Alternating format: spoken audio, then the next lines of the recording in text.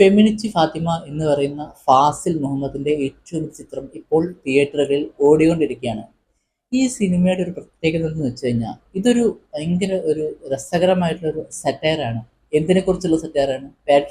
പാട്രിയാർക്കിനെതിരെയുള്ള ഒരു സിനിമയാണെന്ന് പറയുകയാണെങ്കിൽ ഒട്ടും തെറ്റില്ല. നമ്മൾ നേരത്തെ കണ്ടിട്ടുണ്ട് ഗ്രേറ്റ് ഇന്ത്യൻ കിച്ചൺ. അത് ഭയങ്കര സീരിയസ് ആയിട്ടാണ് കഥ പറഞ്ഞുകൊണ്ടിരുന്നത്. പക്ഷെ ഈ സിനിമയിലെ ഒരു പ്രത്യേകത എന്ന് വെച്ച് കഴിഞ്ഞാൽ ഇത് ഭയങ്കര ഒരു സെറ്റയർ മൂഡാണ്. അതുകൊണ്ട് തന്നെ തമാശ നന്നായിട്ട് നമ്മുടെ ഡയറക്ടറായിട്ടുള്ള സംവിധായകരായിട്ടുള്ള ഫാസിൽ മുഹമ്മദ് നന്നായിട്ട് ആ ഒരു സ്ക്രിപ്റ്റ് വളരെ ബ്രില്യൻ്റ് ആയിട്ട് തമാശയും അതുപോലെ പലതരത്തിലുള്ള എന്താ പറയുക ഫെമിനിസ്റ്റിക് വേ എങ്ങനെ ആ ഒരു രീതിയിലൊക്കെ വളരെ നന്നായിട്ട് നമ്മുടെ ഡയറക്ടർ ചെയ്തിട്ടുണ്ട്. ഞാൻ കൂടുതൽ പറഞ്ഞു കഴിഞ്ഞാൽ സ്പോയിലറാണ്, അതാണ് ഞാൻ പറയാത്തത്. അപ്പോൾ ബേസിക്കലി ഇത് ഷംല ഹംസ എന്ന് പറയുന്ന അഭിനേത്രിയാണ് ഫാത്തിമ എന്ന് പറയുന്ന കഥാപാത്രം ചെയ്തിട്ടുള്ളത്.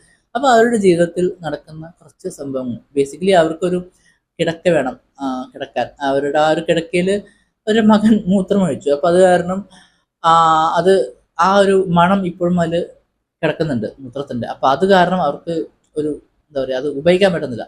അതാണ് കഥ. അപ്പോൾ ഇത് എങ്ങനെ അവർ പുതിയ കിടക്ക വാങ്ങാനുള്ള ശ്രമങ്ങൾ, അതിനെതിരെ അവരുടെ വീട്ടിൽ നിന്ന് കിട്ടുന്ന ഓരോ പ്രശ്നങ്ങൾ, അല്ലെങ്കിൽ ഇത് എന്തിന് നിങ്ങൾ ചെയ്യുന്നു, എൻ്റെ അനുവാദം കൂടാതെ എങ്ങനെയാണ് നിങ്ങൾ കാര്യങ്ങൾ ചെയ്യുന്നത് എന്നുള്ള തരത്തിലുള്ള ചോദ്യങ്ങളൊക്കെ ഗൃഹനാഥൻ്റെ അടുത്ത് വരികയും അങ്ങനത്തെ കുറച്ച് കഥയൊക്കെയാണ് മെയിനായിട്ട് സിനിമ പറയുന്നത്.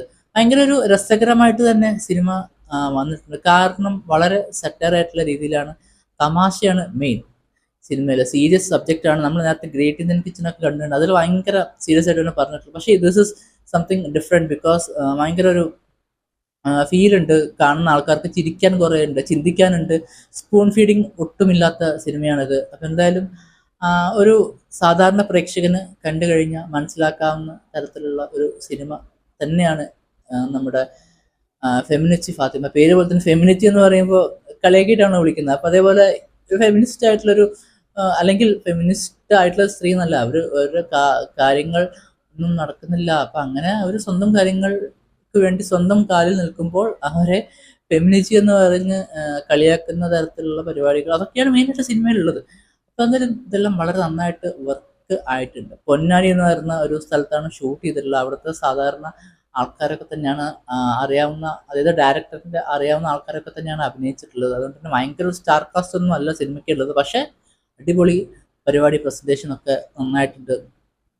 നമ്മുടെ സിനിമയ്ക്ക് ഒരുപാട് അവാർഡുകളൊക്കെ കിട്ടിയിട്ടുണ്ട്. നേരത്തെ IFFKയിലാണെങ്കിലും അല്ലാതെയും സിനിമയ്ക്ക് ഒരുപാട് അവാർഡുകളൊക്കെ കിട്ടി. എന്താ പറയുക, ഭയങ്കര ഒരു പ്രേക്ഷക പ്രീതി നേരത്തെ കിട്ടിയൊരു ചിത്രം കൂടിയാണ് ഈ പറയുന്ന ഫെമിനിച്ചി ഫാത്തിമ. എന്തായാലും എല്ലാവർക്കും തിയേറ്ററിൽ കാണാൻ പറ്റുന്ന ഒരു ചിത്രമാണ്. കാരണം വേറെ ഒന്നും പേടിക്കേണ്ട കാര്യമില്ല. നിങ്ങൾ കുറച്ച് അടിയോ വയലൻസോ അങ്ങനത്തെ പരിപാടിയൊന്നുമില്ല, പിള്ളേരും കൊണ്ട് പോകാം, അങ്ങനെയൊക്കെ നമുക്ക് ചെയ്യാൻ പറ്റുന്ന ഒരു സിനിമ തന്നെയാണ് നമ്മുടെ ഈ പറയുന്ന ഫെമിനിച്ചി. ഇതിലെ പെർഫോമൻസുകളുടെ കാര്യം പറയുകയാണെങ്കിൽ ഷംല ഹംസ അടിപൊളിയായിട്ട് പരിപാടികളൊക്കെ ചെയ്തിട്ടുണ്ട്. അതായത് പുള്ളിക്കാരുടെ ആ ഒരു മാനറിസും കാര്യങ്ങളൊക്കെ, നിസ്സഹായത, അങ്ങനത്തെ കാര്യങ്ങളൊക്കെ ഫാത്തിമയുടെ ആ ഒരു നിസ്സംഗയായ അല്ലെങ്കിൽ നിസ്സഹായമായ അവസ്ഥകളൊക്കെ വളരെ രസകരമായിട്ട് തന്നെ ചെയ്യാനായിട്ട് ഷംല ഹംസയ്ക്ക് കഴിഞ്ഞിട്ടുണ്ട്. കുമാർ സുനിൽ ഉസ്താദിൻ്റെ ക്യാരക്ടർ അഷ്റഫ് എന്ന് പറയുന്ന ഉസ്താദ് ചെയ്തിട്ടുണ്ട്. വളരെ രസമായിട്ട് പുള്ളി ചെയ്തിട്ടുണ്ട്. പുള്ളി അല്ലെങ്കിൽ കോമഡി നന്നായിട്ട് ചെയ്യുന്ന ഒരു ആളാണ്, നാടകത്തിൽ നിന്ന് വരുന്ന ആളാണ്.